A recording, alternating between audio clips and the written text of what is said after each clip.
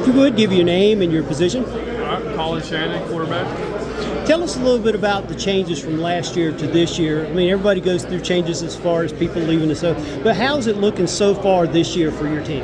Yeah, last year, we left a bad taste in our mouth, obviously, with the season we had, but, we focused on, we didn't have a blind spot with it, but it's more of a focus on this year's team. The senior leadership that we've got this year is very remarkable.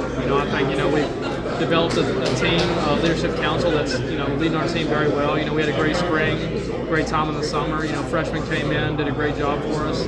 Our junior class is one of our stronger classes. We're excited to see them. But, having a new offense this year with a new offensive coordinator, for myself, having a new quarterback coach as well, it's going to be very fun for us this year. It's going to be looking forward to it. Our team's looking forward to it as well. Now, as a quarterback, the most important question everybody wants to know is, what are you listening to before you got out on the field? Where's your mindset at as far as songs? I'm probably different than a lot of people. You'll see rap, you'll see country stuff. I'm a worship guy. I'm a Christian.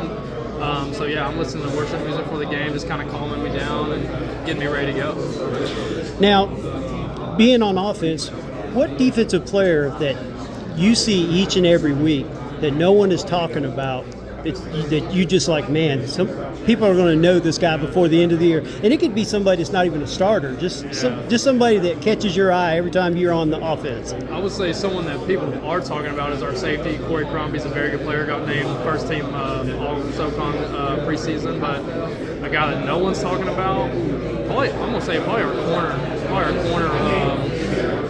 Joe Camello, he's another team captain for us. Played a significant amount last year, but he's a very good player. It's very hard to go against him in practice. Puts a lot of hold on our defense or on our receivers, and he's definitely probably the guy that I would say a lot of people aren't talking about. They'll be shocked when they play him. All right, another question that we have that we've been posing to quarterbacks is, what would you rather be, throwing that touchdown to win the game at the end, or blowing up the record books for VMI?